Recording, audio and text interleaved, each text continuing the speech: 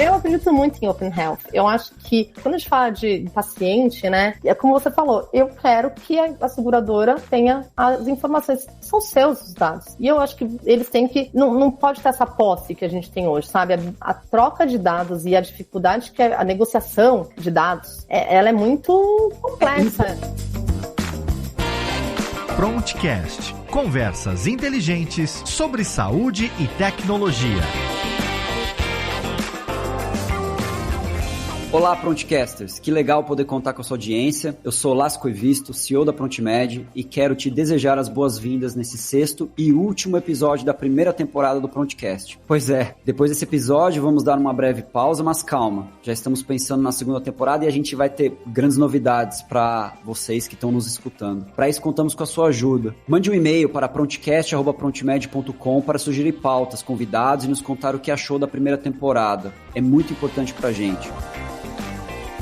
Hoje nosso papo sobre saúde e tecnologia é com Patrícia Mello, superintendente de gestão de saúde populacional da Sul América. Patrícia é uma pessoa incrível e muito inspiradora, vocês vão ver. Ela é médica formada pela PUC Sorocaba, com MBA em promoção e saúde e prevenção de doenças e Business Innovation. Trabalhou na área de saúde assistencial por 10 anos e desde 2014 está na Sul América. Pela seguradora, Patrícia já participou da construção de novos programas de saúde, relacionamento e remuneração com prestadores e na construção de estratégias de cuidado coordenado. Em janeiro deste ano, 2022, assumiu o cargo de superintendente de gestão de saúde populacional. Então bora, vamos começar com a Paty, nossa grande amiga, porque tem muito assunto bom pra gente falar.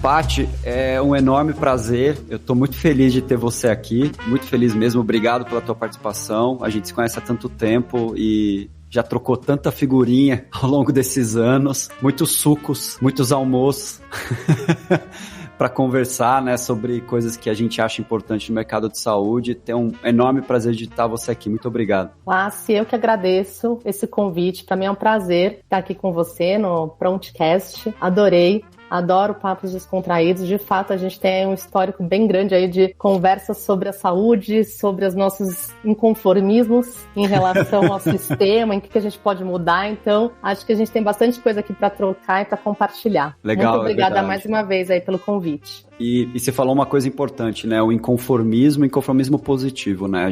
Saúde é um mercado enorme, com diferentes facetas, diferentes pontos de vista, e tem gente que desafia o status quo aí, parafraseando várias pessoas que já falaram isso, é muito importante, né? Então, ter a sua visão. E a gente tá falando agora antes no aquecimento, né? Antes da gente começar a gravar, né?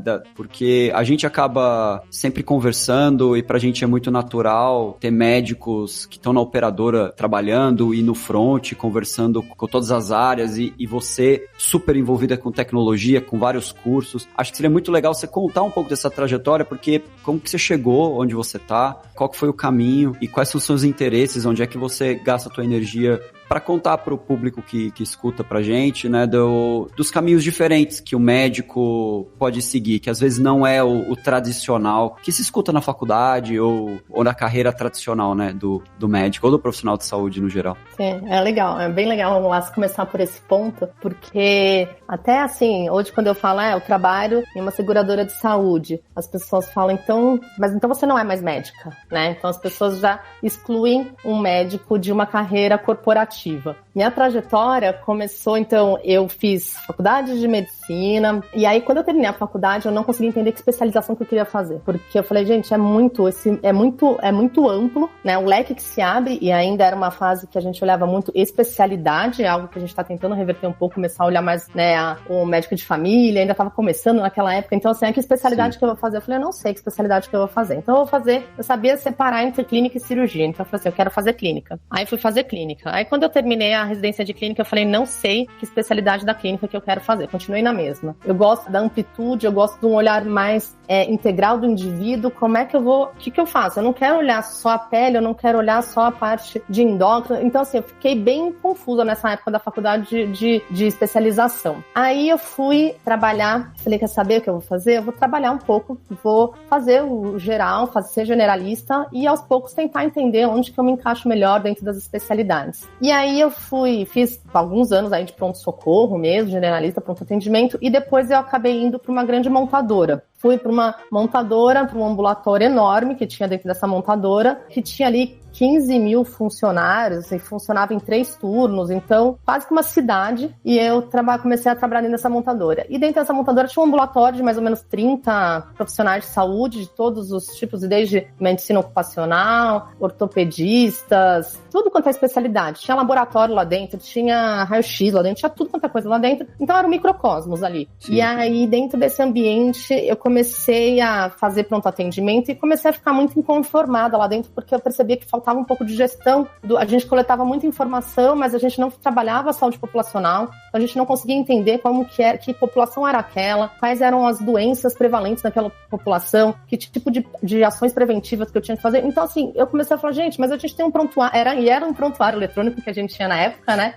Um prontuário que eu não sei, eu acho que ele ainda existe, mas foi comprado por outra empresa e tal, mas era um prontuário que, acho que é interessante trazer esse contexto aqui, né? Que Sim. As pessoas usavam os campos que eram para determinada informação. As pessoas simplesmente faziam um campo texto, pegavam aquela parte lá da história pregressa e tudo vinha na história pregressa. E eu falei, não, gente, peraí, tem alguma coisa errada aqui. Tem tanto campo dentro desse prontuário, vocês estão juntando tudo num lugar só. Como é que eu faço? Como é que eu tiro a informação? Como é que eu faço o estudo dessa população? E aí eu comecei a me meter assim um pouco nessa questão e fui provocando bastante na época o meu gestor e falei, olha, a gente precisa começar a trabalhar a prevenção, a gente precisa começar a trabalhar a saúde populacional, mas a gente precisa sensibilizar os médicos, que eles precisam trabalhar de uma forma diferente com esses prontuários, pra gente ter dados. Isso faz mais de 10, quase 15 anos, assim. E aí ele me deu um voto de confiança lá e eu comecei a trabalhar a parte de prevenção dentro dessa grande montadora. Foi quando começou a me dar um estalo de que, puxa, eu gosto de saúde populacional. Eu atendo 1 a 1, mas a minha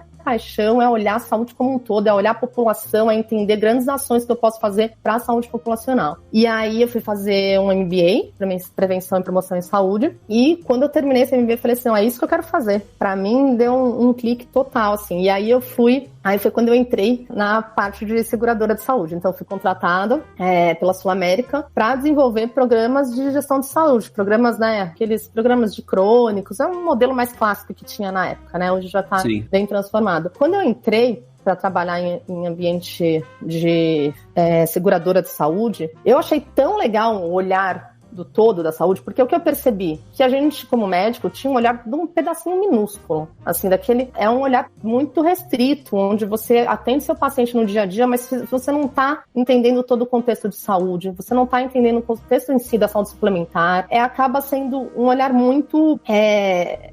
assim, é pequeno, na minha opinião, sabe? Eu acho que a gente tem que expandir esse olhar. E aí, quando eu fui pra seguradora, eu falei, gente, os médicos precisam saber tudo que é feito dentro de uma seguradora, porque é incrível tudo que a gente consegue olhar.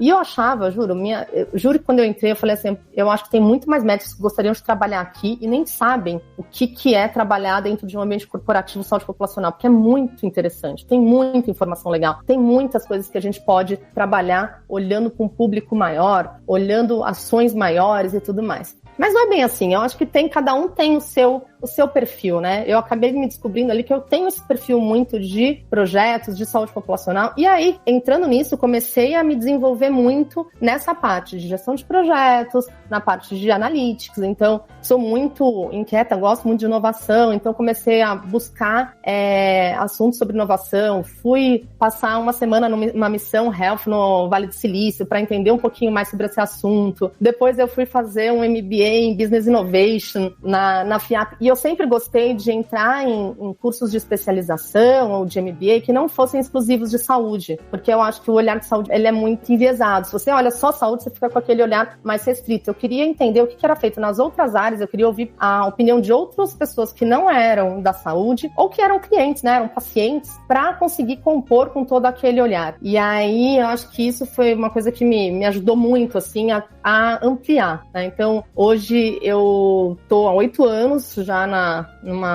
grande seguradora de saúde, trabalhando gestão de saúde populacional, trabalhei por muito tempo ali relacionamento com o médico, buscar essa aproximação entre médicos e seguradoras de saúde, tirar um pouco dessa barreira e muito na parte educacional, muito na linha do que era um pouco do meu inconformismo. Puxa, a gente tem tão pouco, a gente fala tão pouco na faculdade sobre saúde suplementar, sobre, de fato, os desafios. Quando você vai montar um consultório, pouco se entende das normas de ANS, então você precisa entender o que está dentro de um rol, e isso não existe dentro da carreira médica ali. Agora está começando cada vez mais a ter essa provocação, mas na minha formação, nada se falava de saúde suplementar, a gente tinha uma formação totalmente pública, mas depois todo mundo ia para o atendimento privado. E aí eu falei, não, preciso explicar que é tudo, né? Como que funciona um plano de saúde? Tem um sistema de mutualismo, né?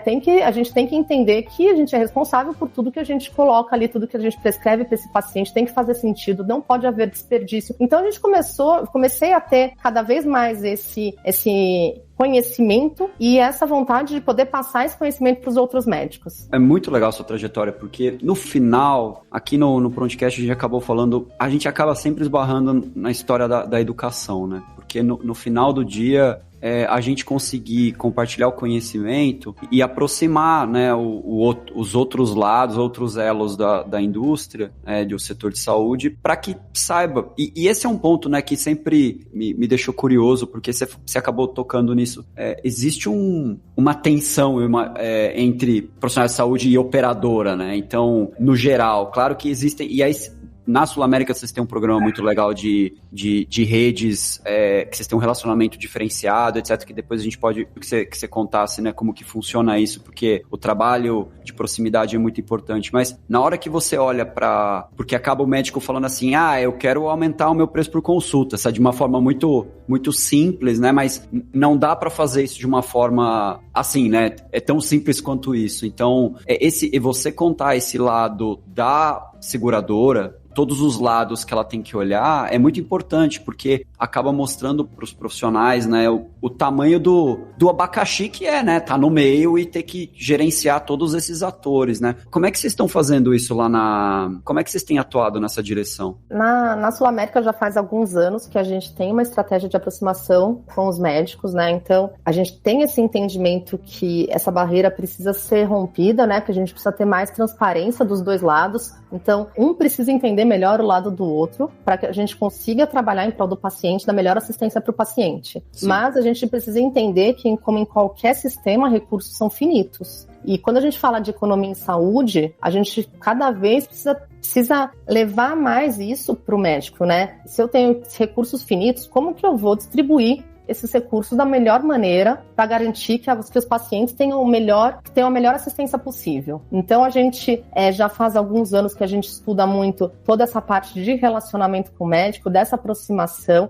Ultimamente, a gente tem feito até trilhas de sustentabilidade em saúde, trazendo para os médicos também todo esse conceito desde o início, desde lá dos primeiros princípios ali de sustentabilidade de saúde, falando um pouco de mutualismo. A gente fala de modelos de remuneração, de VBHC. Então, a gente começa a trabalhar todos esses conceitos para não chegar simplesmente para o médico e propor um novo modelo de remuneração, por exemplo, se ele entender por quê. Tem uma razão para todas essas mudanças que vêm acontecendo. A gente fala de atenção primária em saúde, então tudo isso vem compondo como que esses recursos devem ser distribuídos da melhor maneira. A gente fala de teleconsulta, então tudo isso está composto dentro desse grande bloco que a gente fala de sustentabilidade em saúde. Quando a gente fala em aproximação com os médicos, a gente vem traçando estratégias constantes aí de aproximação com alguns grupos. Obviamente, a gente tem uma rede muito grande, então a gente não consegue se aproximar de todos, mas a gente tem evoluído gradativamente nessa aproximação, nessa transparência e um canal mais aberto com o médico, porque a gente sempre teve uma queixa, né, que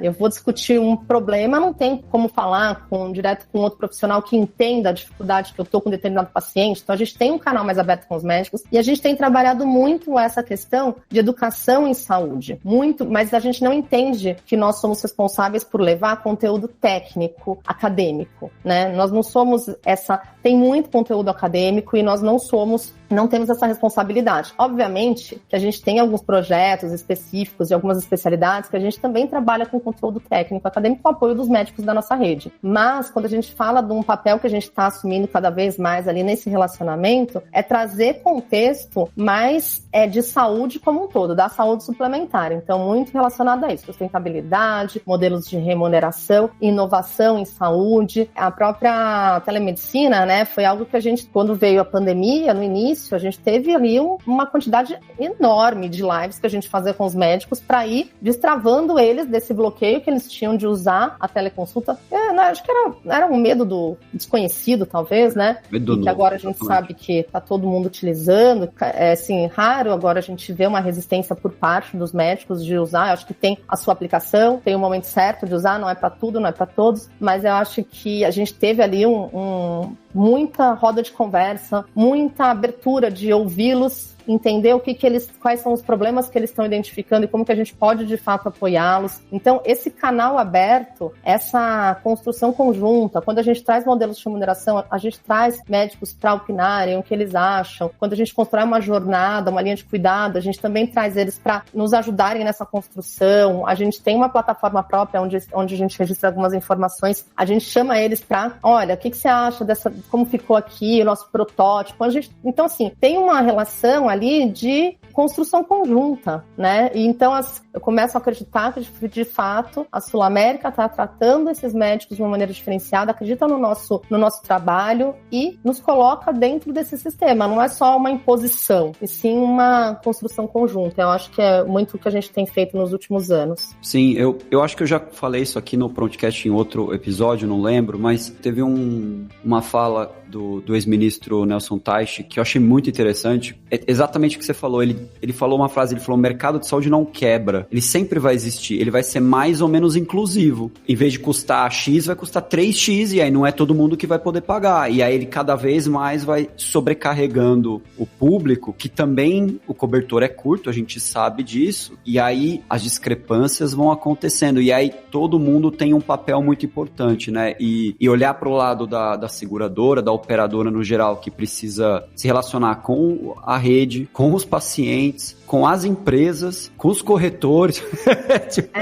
É no meio do furacão, né? Muito trabalho. E eu queria entender a tua visão em relação a isso, porque onde que tá na tua visão? Eu sei que a gente tem muitos desafios e não existe bala de prata nisso. Acho que é uma construção de pequenas melhorias em vários elos. Mas onde tá para você um dos pontos chaves nessa mudança que você tá falando? Pô, a gente tá discutindo novos modelos de remuneração, a gente tá tentando trazer os médicos para fazer parte do todo, entender essa jornada, entender o processo como um todo, né? Onde que você tá vendo que é o ponto nevrálgico nesse momento? Não, claro que tem outros, né? Onde que você tá atuando mais, que você fala, pô, é aqui que reside o maior potencial, a fruta baixa, a mais próxima que dá pra gente mexer e dá pra gente trabalhar pra caminhar pra uma saúde, como a gente falou, mais inclusiva, o paciente melhor atendido, etc, né? Olha, Lassi, como você falou, né? Os desafios são tantos, é tão difícil escolher um, né? Mas, assim, eu acho que quando a gente fala de aproximação, eu acho que a gente já avançou bastante. Sempre vai ter muita coisa para fazer, então eu acho que esse foi um grande avanço que a gente já teve ali como seguradora de saúde. O que eu acho que a gente está num momento mais desafiador hoje é em relação aos dados de saúde. É conseguir cada vez mais ter mais informação de desfecho clínico, né? Porque quando a gente fala de remuneração, o ideal é que ela seja baseada em desfecho. E a gente acaba ainda tendo muita dificuldade de ter esses números. E aí, quando a gente fala de integração de dados, a gente já teve várias conversas sobre isso, né? Já foi motivo de vários dos nossos bate-papos, que é falar da famosa interoperabilidade em saúde, da semântica, das normatizações. Eu acho que esse é, para mim, o ponto mais crítico que a gente está vivendo atualmente, assim, como saúde, no geral. Não acho que é só seguradoras, eu acho que como um todo a gente está vivendo isso de uma maneira tá todo mundo buscando esses dados, mas com muita dificuldade de fazer essas integrações, de conseguir interoperar de fato esses dados. Eu não acho que ele é fruta baixa, porque de fato é Eu acho que, assim, um dado por vez, né? Daí você vai subindo a árvore, porque o assunto é grande. Eu acho que o ponto bom dessa história é que eu percebo um avanço, né? Pouco se falava sobre isso. Eu lembro que você já falava sobre isso há muitos anos, assim, eu acho que a gente conversou, mas antes de eu conseguir até captar todo esse entendimento, você já fazia essas conversas, e eu acho que agora o mercado está ficando um pouco mais maduro para esse assunto. Tem muito pela frente. Muita falta ainda de compreensão no assunto. Acho que tem uma questão de regulamentação, tem uma questão de como que o setor público vai impulsionar tudo isso. Acho que a teleconsulta, mais uma vez, a pandemia veio impulsionando um pouco desse processo, toda a questão do Conect SUS, mas acho que a gente ainda tem ali um desafio enorme, que seria eu acho que não é a bala de prata, mas eu acho que ela dá uma mudada no jogo, sabe? A hora que você começa a ter mais informação de desfecho, você começa a conseguir estratificar melhor seu paciente, você começa a entender que momento você precisa captar esse paciente. Então você tem menos hipóteses, né? E se você consegue ter mais confirmações de onde que você deve de fato atuar na jornada de um paciente. Então, eu acho que tem ali um potencial muito grande.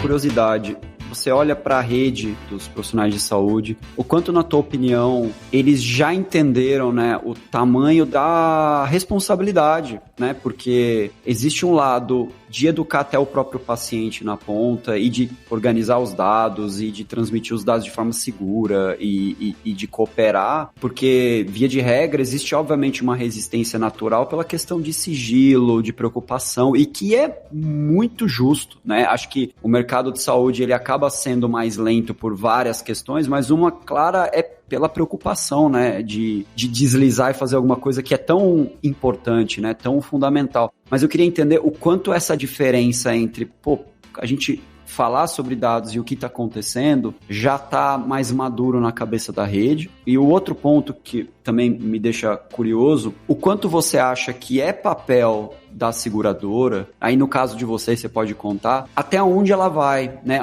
Até onde ela deveria. Você falou, não é meu papel entregar o conhecimento científico na ponta, mas ia ajudar na coordenação de cuidado, né? Então, dizer aonde o paciente tem que ir, ter uma rede que é referenciada, que confia, que todo mundo entende que presta um bom serviço, independente da gravidade do paciente, porque os desfechos vão ser completamente diferentes, né? Pegar um paciente extremamente descompensado para alguém mais compensado, que o tratamento é diferente. Tem essas duas facetas, né? A maturidade da rede e versus até onde é o papel da seguradora ou da operadora no geral. É que a operadora verticalizada já é diferente, né? Mas no caso de uma seguradora, como é que você enxerga isso? Em relação à maturidade de dados, assim, dos prestadores, eu acho que ela está bem desnivelada ainda, tá? A gente tem prestadores muito maiores, né? Grandes prestadores muito mais maduros no assunto e já também em fases mais avançadas de entendimento de interoperabilidade, semântica, já se preparando aí cada vez mais para poder ser toda essa integração de dados. E a gente tem prestadores que não sabem ainda o que a gente está falando, que ainda estão buscando integrações muito simples ali, que não são sustentáveis e que não são seguras, né? Porque quando a gente fala de interoperabilidade, a gente tem uma questão tecnológica complexa, a gente tem uma questão semântica complexa, mas a gente tem uma questão de consentimento, de clareza para o beneficiário, para o paciente, onde está indo o dado dele, que é muito complexa, que é o que você estava colocando, assim, tem um medo do desconhecido, tem um medo para onde que vão esses dados, o que vão fazer com esses dados, e isso traz uma insegurança para todos ali, para paciente, traz uma insegurança para o médico. Quando a gente fala especificamente do médico, da pessoa, do médico no consultório, ele não está muito próximo desse assunto, né? Então ele está entendendo que a gente precisa garantir ali o sigilo médico, já tá. Então a gente fala bastante sobre LGPD também com os nossos médicos, a gente vem cada vez mais trazendo o assunto, mas ainda é um ponto meio que não estou entendendo muito bem até onde que vai LGPD e ética médica, como que ficam nessa história. Então eu vejo que tem uma confusão de entendimento ainda deles, que aí eu acredito que é o nosso papel clarear isso, né?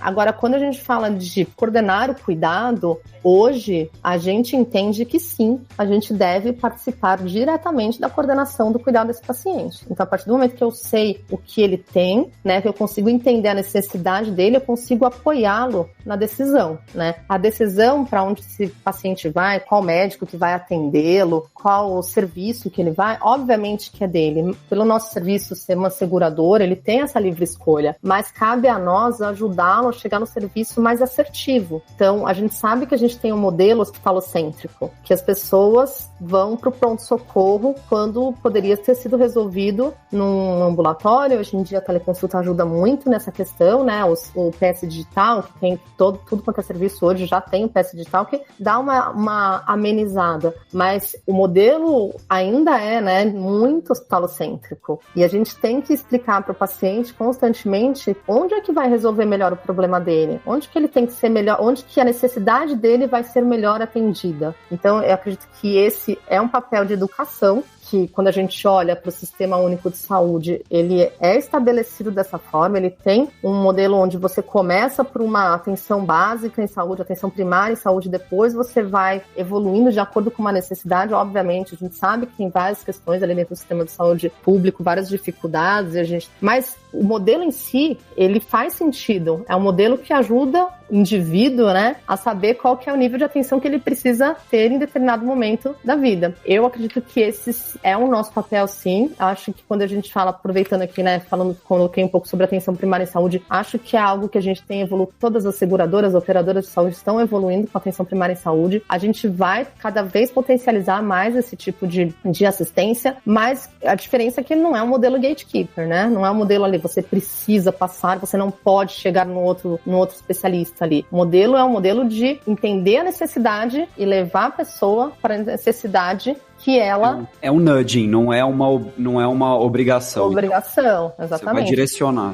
E outra, né? É uma baita dificuldade de comunicação, né? Porque é um desafio enorme. Como criar o vínculo com o paciente para que ele ouça essa mensagem e fala, pô, eu vou seguir esse caminho, né? E não é para doença só, né? É para cuidado, o que é diferente de doença. Então, quando a gente fala de atenção primária, a gente tá falando que a gente vai ter alguém que vai olhar para você, para prevenção, para todo o cuidado sobre saúde, né? Física, mental. A gente tem muito olhar, né? O sistema de saúde, ele sempre se focou nas questões muito de doença, né? E não de prevenção. Então, quando a gente entra em prevenção, né? Quando a gente vai para primária, a gente fala muito mais em prevenção. É muito doido. Eu tava lendo alguns livros, e o livro que eu tô lendo agora é o Why We Sleep, do Matthew Walker, acho que é isso, né? E ele tem uma entrevista muito boa com um médico que eu sigo, que eu gosto bastante, que é o Peter Attia, que é um oncologista focado em longevidade. E óbvio, sono é bem importante, né?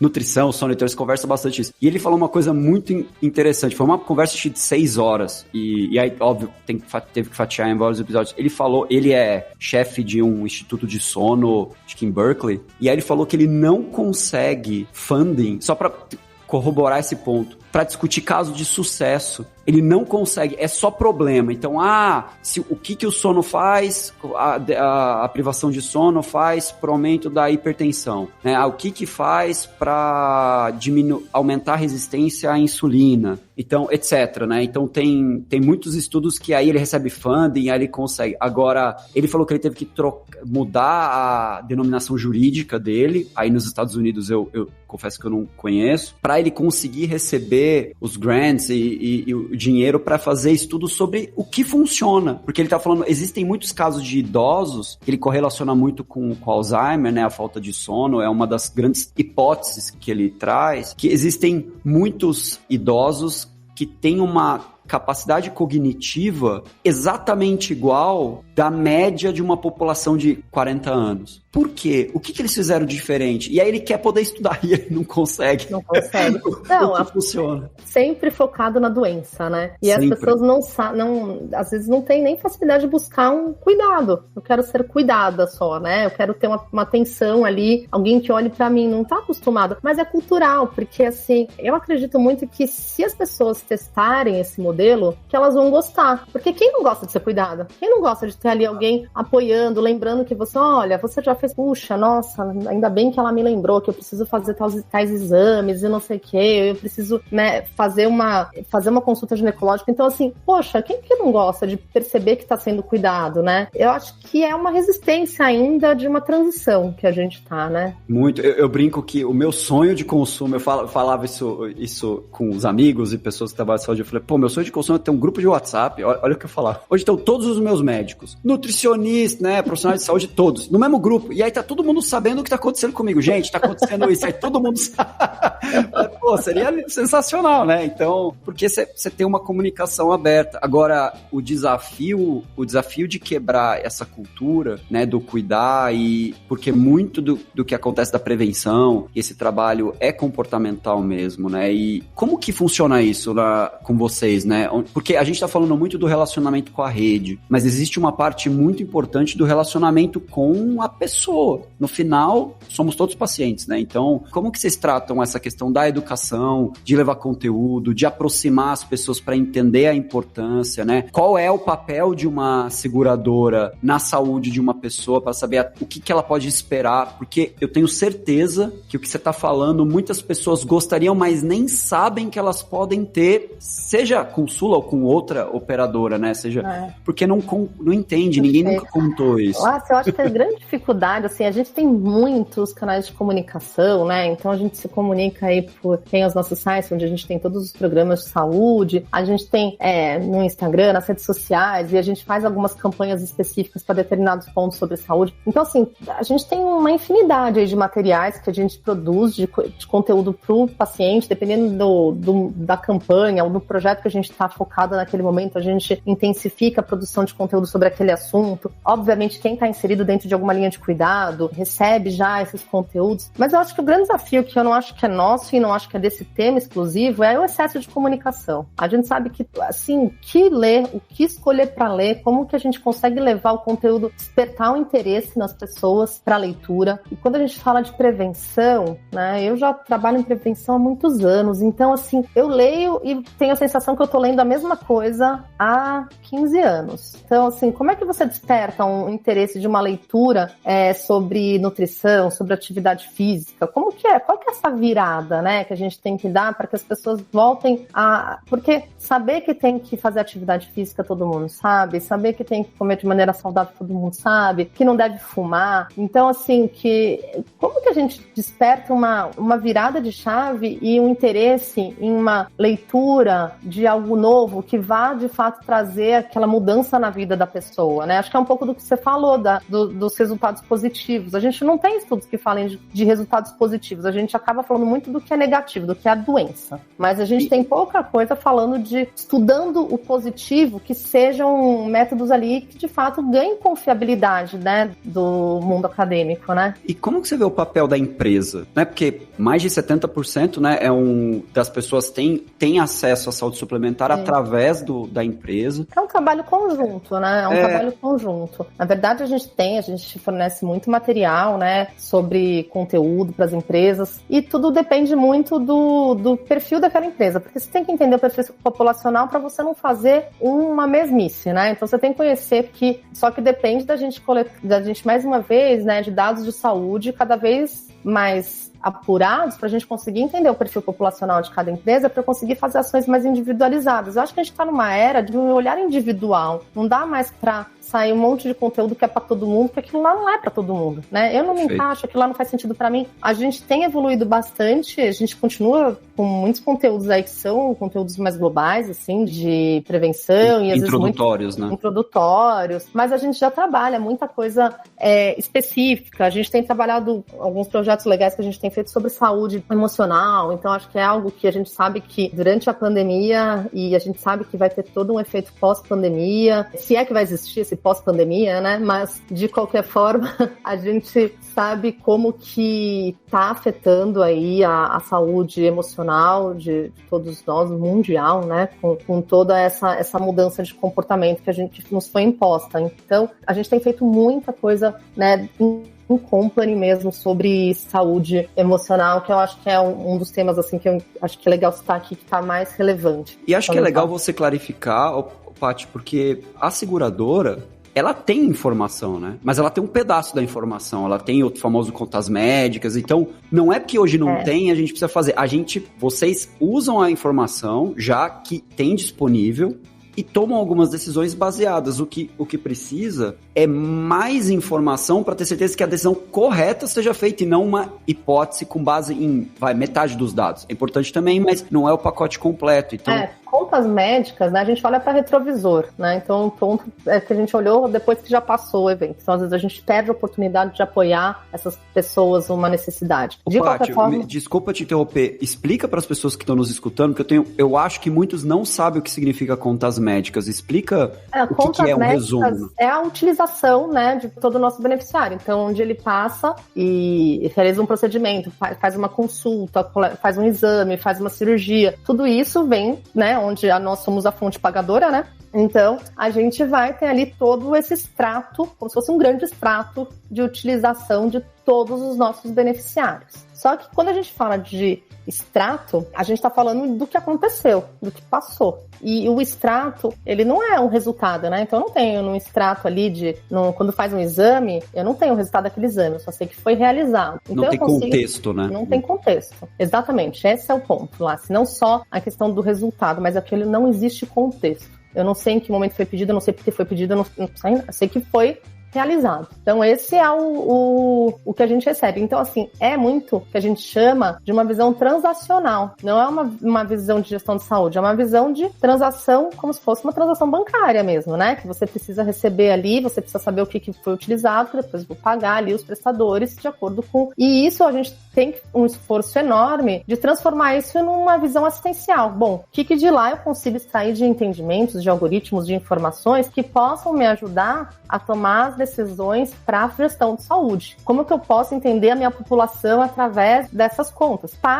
Obviamente, a gente consegue levantar hipóteses, a gente consegue fazer algoritmos, mas a gente acabam que eles têm a sua limitação, né? Então, para que eles fiquem inteligentes, a gente precisa de confirmação, precisa retroalimentar isso, né? Se tá certo, se tá errado, né? Mas, assim, a informação, quando as seguradoras, elas, no começo, elas eram puramente transacionais, né? O objetivo era, eu recebo ali um valor para cuidar de uma carteira, né, de beneficiários, de colaboradores de uma empresa, e aí eu vou pegar esse dinheiro e vou pagar para o médico que fez assistência, eu vou pagar para o hospital. Então, assim, um papel totalmente transacional. De muitos anos que esse papel não é mais transacional só, é um papel de gestão de saúde, faz parte, a gente gerir a gente fazer a melhor gestão de saúde possível dessa pessoa. Então, isso que é e acho que cada vez mais a gente vem se posicionando como gestora de saúde, né? E não só como uma seguradora. Sim, é tirar um pouco da visão mais ultrapassada de... O que importa pra mim é a rede. Tanto faz o canal, né? Que eu chego nela. E não é isso, né? Porque o meio do caminho faz uma diferença grande. Então, sim, isso é muito legal, né?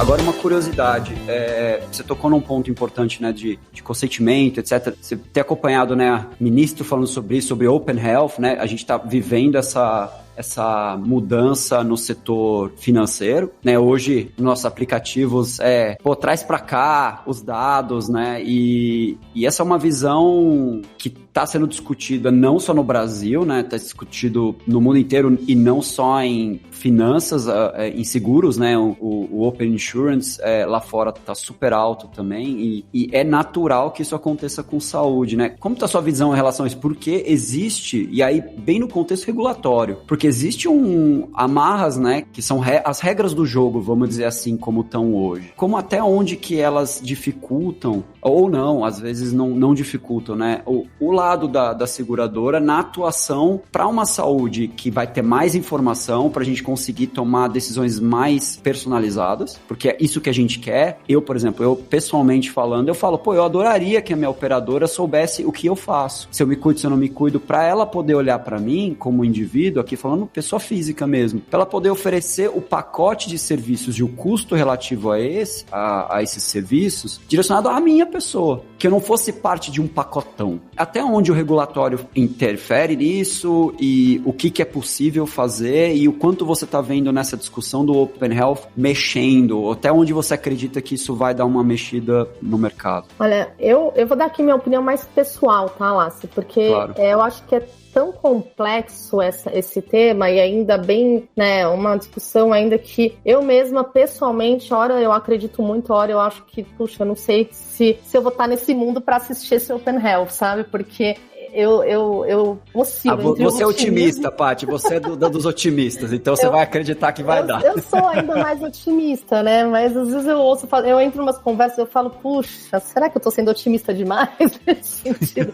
Eu acredito muito em Open Health. Eu acho que quando a gente fala de paciente, né? É como você falou, eu quero que a seguradora tenha as informações, são seus os dados. E eu acho que eles têm que, não pode ter essa posse que a gente tem hoje, sabe? A troca de dados e a dificuldade que é a negociação de dados, ela é muito complexa. Empoderar as pessoas com as próprias informações e dar o direito delas decidirem, né? O dado de saúde é meu, eu dou para quem eu quiser. A decisão não pode estar dentro do prestador, falar se ele vai dar ou não, entendeu? Então eu acredito muito em Open Health, eu acho que é uma transformação. Eu não sei se as pessoas estão preparadas para todo esse empoderamento, mas eu acho, mesmo que seja de pouquinho em pouquinho, eu começar a dar algumas informações, poxa, quantas vezes você não fala, nossa, que bom, agora eu consigo visualizar isso aqui que eu nunca tinha visto, aqui eu já consigo ver, né? Então, eu acho que tem muito pela frente, mas eu acho que a grande virada está nesse entendimento. O dado não pertence ao prestador. O dado de saúde não é da operadora, não é do laboratório, não é do hospital. Eles são guardiões, né? Eles só estão guardando aqueles dados, o dado é do paciente. E se ele quiser centralizar esses dados, e se ele quiser compartilhar esses dados, ele compartilha. E ele compartilha com quem ele quiser. E não dá acesso para quem ele não quer, né? Então ele tem o direito. E eu acho que, em teoria, o paciente deveria ter um benefício na hora de fazer isso, né? Então, eu quero compartilhar, por quê? Porque eu vou ter uma série de personalizações, vamos chamar assim. Sim, você vai acabar trazendo benefícios para ele, claro. Mas ele não precisa te provar nenhum benefício. Ele não precisa contratar o seu serviço ou estar para que você tenha acesso ao dado dele, né? É um pouco do Open Banking, né? Eu não preciso estar dentro de um banco para o banco ter acesso, né? Para a gente ter acesso às informações que estavam. Não, é uma coisa única. Eu tenho acesso, né? Se eu quiser mostrar para um outro banco, eu posso pegar o dado de lá, ele pode olhar no outro. Então, assim, o dado é meu, a informação é minha. E eu acho que é esse ponto que eu acho que ainda a gente tá bem distante desse entendimento que o dado não é de cada um que coleta. Sim, e tem esse lado das pessoas, né? E do mercado mesmo, mas... Qual a sua visão sobre o regulatório? Você tem alguma visão sobre isso? Eu tenho uma curiosidade para saber o quanto a agência e outras coisas têm regras que... E não é nem... Eu não olho nem isso como uma coisa que foi deliberadamente criada para impedir, etc. Porque o mercado está mudando, né? As regras que foram criadas quando foi criada a agência, etc., foram regras de 20 anos atrás, nós estamos falando de um novo mundo, né? Agora, Covid mudou muita coisa, né? Dessa percepção de acesso a serviços e acontece muito, isso que você falou da seguradora se aproximarem, tem muito esse trabalho de telesaúde, né? Pelo aplicativo da seguradora, você consegue entrar em contato e achar um prestador e conversar, então tem muitas ações, né? Mas como que é o regulatório nisso? Você acha que a gente está preparado já ou tem essa abertura? Você tem alguma visão sobre isso? Eu não tenho muita, assim, eu não participei de muitas conversas nesse sentido, não. Sinceramente, eu acho que eles ainda não estão falando tanto sobre esse assunto. Eu, pelo menos, não tenho participado de muitas pautas, assim, com direcionamentos, né? Como que eles vão se comportar em relação a essas questões. Eu acho que tende a ser positivo, né? Ainda mais porque tem um lado muito mais de proteção do beneficiário. E a ANS, o papel dela é garantir o direito do beneficiário ali, né? Então, ela está regulamentando as operadoras, as seguradoras, para que a gente forneça o que foi contratado ali. Então, eu acho que, olhando assim de fora, sem ter tido nenhum tipo de conversa com o regulatório, eu não vejo que vá ser um impeditivo, mas eu acho que é uma conversa extremamente complexa, que já está sendo complexa nas pessoas que já, em grandes prestadores, em essas pessoas que já estão bem inseridas no assunto, já é uma conversa complexa. Eu acho que quando a gente entra com o regulatório, a gente sabe que também tem ali um entendimento, uma exploração grande, e eu acho que tudo vai bater muito forte ali no consentimento. O paciente aceitou? E aí, eu acho que o ponto do paciente aceitou ele não pode ter medo de aceitar. E eu acho que é isso que eu tenho um pouco de receio dessa fase, sabe? De que as pessoas estão com um momento de desconhecimento e elas estão receosas, às vezes, o que vão fazer com o meu dado? Será que isso vai ser positivo? Será que isso vai ser negativo? Por mais que você tenha ali, né, tenha todo um esforço de todas as empresas de saúde de trazer um termo o mais claro possível, tentar ser o mais transparente possível, seguindo todas as normas da LGPD, eu acho que é algo que ainda está transmitindo uma certa insegurança. Eu vejo isso como o principal ponto, assim, que a gente vai ter que enfrentar, além de toda a questão técnica, mas a gente vai ter que enfrentar ali um momento dos beneficiários, dos pacientes confiarem nessa mudança, nessa integração de dados, nessa troca de dados de saúde, por serem dados sensíveis e tudo mais. Então, acho que ainda tem um caminho aí que eu acho que vai ser crítico. Eu acredito mais, a gente aqui, nós somos alguns, né, nós fazemos parte do grupo dos inconformados de forma positiva, né, e a gente acha que não tem jeito, né, Paty? É o futuro. O que a gente vai imaginar, saúde daqui 10 anos, como? Não tem como a gente achar que ela não vai ser mais personalizada, que os serviços não vão ser mais direcionados à real necessidade das pessoas, que tem toda uma rede, colocar o paciente no centro, que é uma frase, não é fácil, né, colocar o paciente no centro. Depende de um monte de coisa para colocar o paciente no centro. Então, mas não tem jeito de ser diferente disso, né? Não entendo. Então, muitos modelos, né, muitas coisas novas aparecendo, alguns testes, algumas coisas vão funcionar, outras coisas não vão funcionar, mas pelo menos algumas mudanças estão acontecendo, né? Eu também tenho essa impressão tua que a gente tem amadurecido as conversas, a questão dos dados, o entendimento do mercado em relação a isso.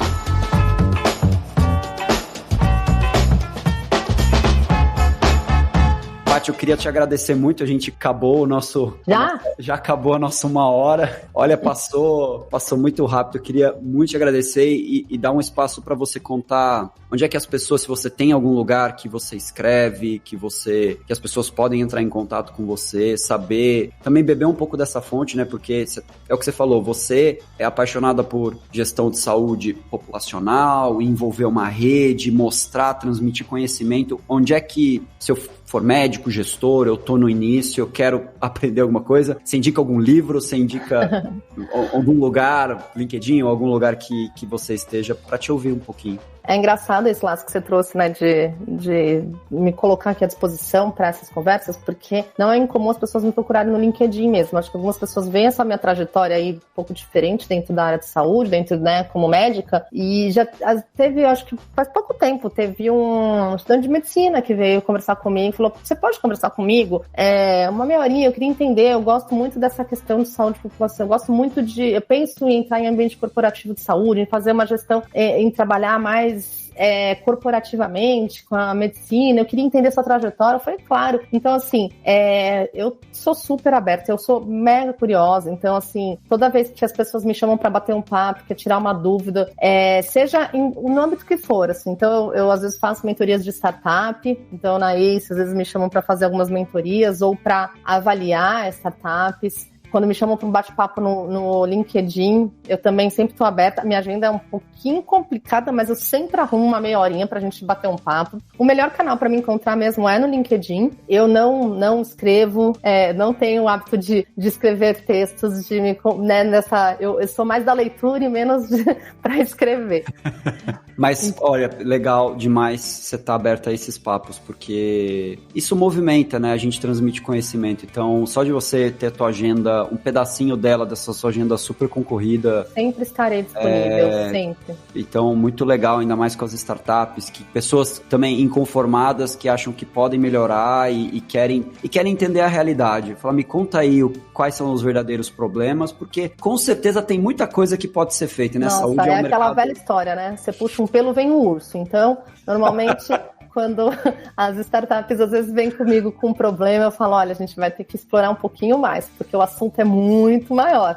Então, às vezes eu dou uns choques de realidade, mas estou sempre à disposição, porque acho que um pouco da vantagem que tem, assim, que as pessoas me procuram é porque eu consigo ter um olhar um pouco mais 360, né? Então, eu sou médica, já atendi na assistencial, já trabalhei dentro de empresa, então já fui cliente de uma seguradora e já hoje trabalho numa seguradora. Então, eu consigo olhar um pouquinho mais todos esses pedacinhos da história ali, né? Não todos ainda, mas uma grande parte dos stakeholders aí envolvidos na saúde. Então, tô sempre à disposição, podem me procurar no LinkedIn e eu tô aberta para bater um papo.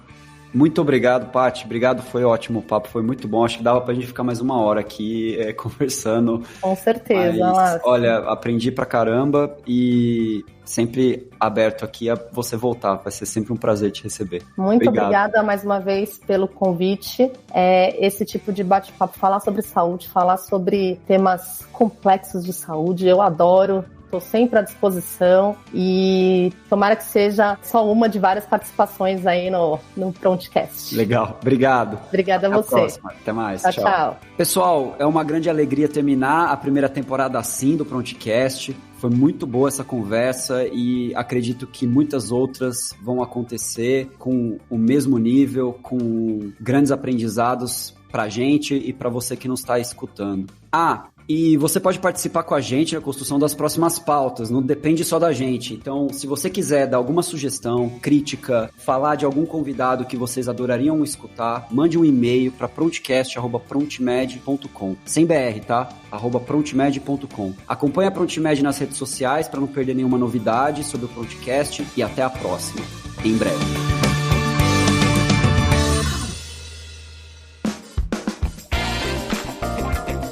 Você ouviu o Prontcast, conversas inteligentes sobre saúde e tecnologia. Para saber mais, acesse nosso site prontmed.com e siga nossas redes sociais. Até a próxima!